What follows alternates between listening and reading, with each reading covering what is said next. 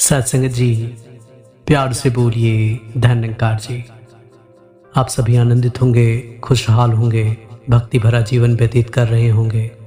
दातार से ये अरदास है कि हर मानव के जीवन में भक्ति का दान, भक्ति का वरदान, सेवा, सिमरन और सत्संग से हर मानव मात्र जुड़ जाएं, ताकि उनके जीवन में लोक सुखी हो और परलोक सुहेला हो। इस स्वभाव के साथ आज का विषय है श्रद्धांजलि। सत्संगत, जैसा कि आप जानते हैं, कोई हमसे शरीर रूप से दूर हो जाता है तो हम उसके प्रति श्रद्धांजलि अर्पित करते हैं।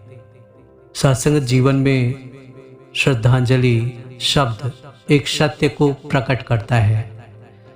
एक इंसान क्या बनेगा, भविष्य में क्या करेगा, ये निश्चित नहीं होता, लेकिन वो इंसान मरेगा जरूर, ये निश्चित होता है। सत्संगत, दो सत्य अकाट्य हैं, एक परमात्मा और दूसरा मृत्यु। इसीलिए किसी कवि ने कहा भी है, जो फरा सो झरा, जो बरा सो बुताना, कि जो फलता है वो झड़ता भी है और जो जलता है वो बुझता भी है। जिसकी जन्म होती है उसकी मृत्यु भी होती है। लेकिन सत्संगत, हम सभी जीवन की यात्रा में दुनिया के रंगमंच पर अपनी अपनी भागीदारी निभा रहे हैं और अपने जिम्मेदारियों का निर्वाह कर रहे हैं। भक्तों के जीवन में जन्म, मरण, यश, अपयश, लाभ, हानि का विशेष महत्व नहीं होता। भक्त हमेशा इसे परमात्मा की इच्छा और परमात्मा की कृपा मानकर ही अपना जीवन व्यतीत करते हैं। सत्संगत, श्रद्धांजलि सच्चे रूप में वही होती है अगर हम किसी व्यक्ति विशेष से प्यार करते हैं या उनके प्रति श्रद्धांजलि अर्पित करना चाहते हैं, तो हम उनके वचनों का अनुकरण करें। यही सच्ची श्रद्धांजलि होती है।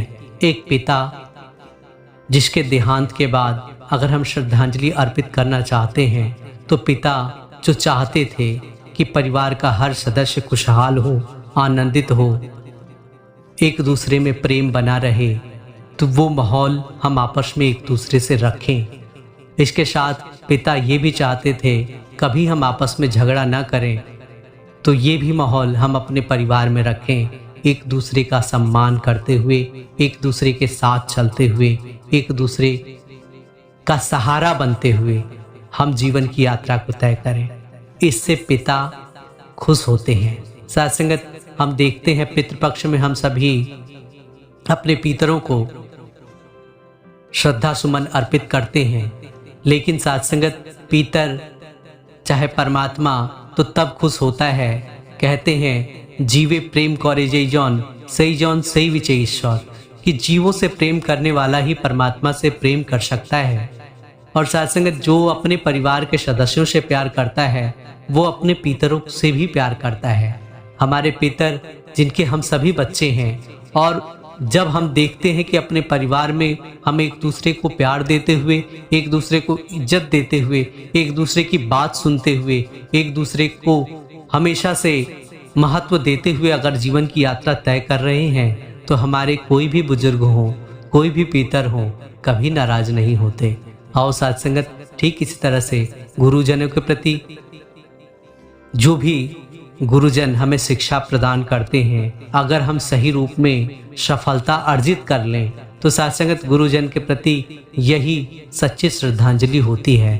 अगर सतगुरु ने प्रेम का पाठ पढ़ाया, मिलवर्तन का पाठ पढ़ाया, एकता का पाठ पढ़ाया, समदृष्टि का पाठ पढ़ाया, समभाव का पाठ पढ़ाया, और उसे हम अपने जीवन का अंग बना लेते हैं, जीवन में वो क्रियान्वित रूप दे देते हैं, तो सत्संगत, सच्ची श्रद्धांजलि हमारी सतगुरु के प्रति होती है, क्योंकि हमने उनके बात को माना है। अगर हम बात ही नहीं मानेंगे तो फिर क्या फायदा। हम सत्संगत बात ही नहीं माने और बड़ी सेवा किया मृत्यु के बाद, तो सत्संगत उसका कोई लाभ होने वाला नहीं है। जीते जी सत्कार करना होगा, जीते जी प्यार देना होगा, सम्मान देना होगा और उनकी हर बात माननी होगी, जिससे परिवार का भला हो।